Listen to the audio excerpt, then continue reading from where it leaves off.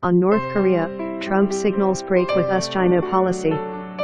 Washington, CNN, President Donald Trump, eager to stop rapid advances in North Korea's nuclear and ballistic missile programs, is signaling a break with decades of U.S. policy as he looks to coax China into ramping up the pressure on North Korea. Trump's sweetening the pot, offering China better trade terms if the Asian powerhouse takes steps to put North Korea's provocative behavior to rest.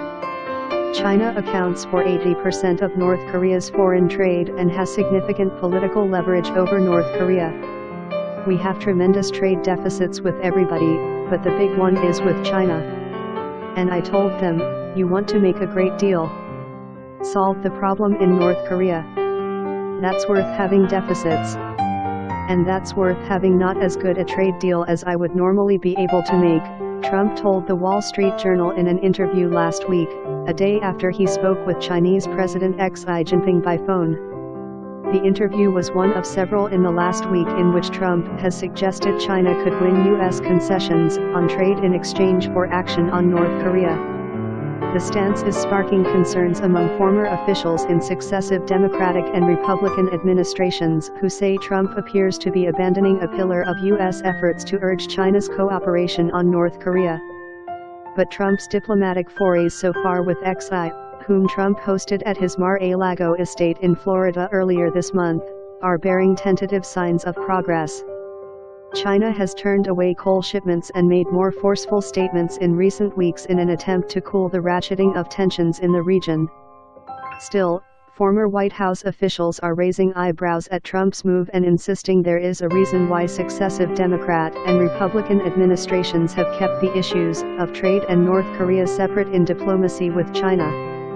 For decades, U.S. officials have made clear to their Chinese counterparts that the U.S. won't barter economic or other foreign policy issues in exchange for support on the North Korean issue, sending the signal that the U.S. position on the issue was in the interests of global stability. Abandoning that policy, according to officials from President George W. Bush's and President Barack Obama's administrations, risks sending a dangerous message to U.S. allies and adversaries alike and sending the U.S. tumbling down a slippery slope. By keeping discussions focused squarely on North Korea and shared U.S. and Chinese interests in preventing war on the Korean Peninsula, U.S. officials have also avoided getting dragged into making other concessions, like recognizing China's territorial claims to Taiwan, to win China's full support on North Korea. We had made a pretty big point of making it clear that we weren't willing to sacrifice our domestic economic interests for the sake of some foreign policy issue, said Michael Froman, the U.S. trade representative under Obama. We should be careful about paying China, in terms of standing down on economic issues, for doing what is in their interest already.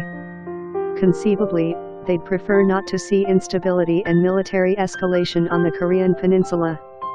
Robert Zoellick, the trade representative and later Deputy Secretary of State in George W. Bush's administration, agreed, saying he never conceded a trade point with China to get assistance on a security topic, like North Korea. That's because doing so risks weakening the U.S. stance on the issue of denuclearization of the Korean Peninsula and opens up the U.S. to similar foreign policy gambits from countries around the world seeking a sweeter economic relationship with the U.S.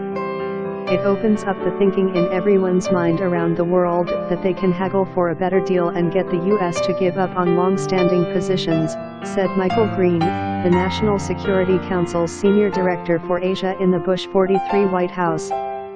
That is not going to instill confidence. Past administrations, though, have failed to stop, let alone slow down, North Korea's nuclear program and ballistic missile developments. So Trump has taken a different tack, seeking to incentivize China into stepping up its role in the North Korean issue as he stressed the urgency of confronting the threat. I explained to the President of China that a trade deal with the U.S. will be far better for them if they solve the North Korean problem. Trump tweeted last week. A senior White House official insisted Trump was not offering a specific quid pro quo to the Chinese, but rather signaling to China that cooperation on North Korea would help create a more beneficial US-China relationship. What the president is signaling is that Chinese cooperation in dealing with North Korea is extremely important, and if we can't get good cooperation on this urgent security threat, it'll be more difficult to cooperate with China on a host of other areas in our bilateral relationship, the official said. If they were unwilling to help us with this, it's going to make other aspects of our bilateral relationship potentially more contentious. While it remains unclear whether Trump's comments mesh with the administration's more fleshed-out policy, they have drawn raised eyebrows from former White House officials, who are sounding the alarm.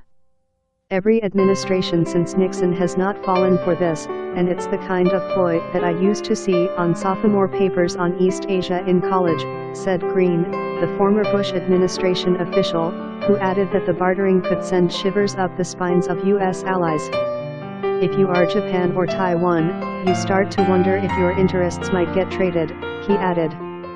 It introduces a level of uncertainty and suggests that there are no principles to U.S. policy.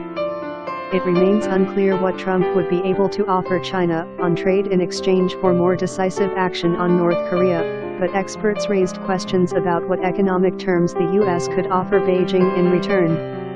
The U.S. already faces a multi-billion-dollar deficit with China, and the U.S. has struggled for years to create more open market access conditions in China for U.S. companies.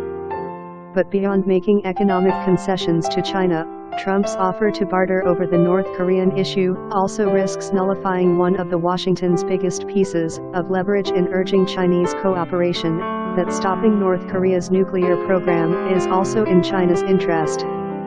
China has been less aggressive than the U.S. in seeking to cool down North Korea's aggressive development of nuclear weapons and ballistic missiles. But experts agree that China also wants to prevent North Korea from becoming a full-fledged nuclear power, and certainly wants to prevent a war on their southern border that could send millions of refugees flooding into China and potentially risk bringing a U.S. military presence to China's borders.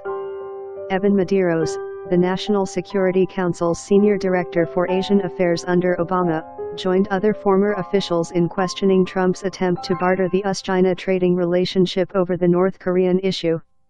You want the Chinese to do the right on North Korea because it genuinely is a threat, not as a favor, said Medeiros.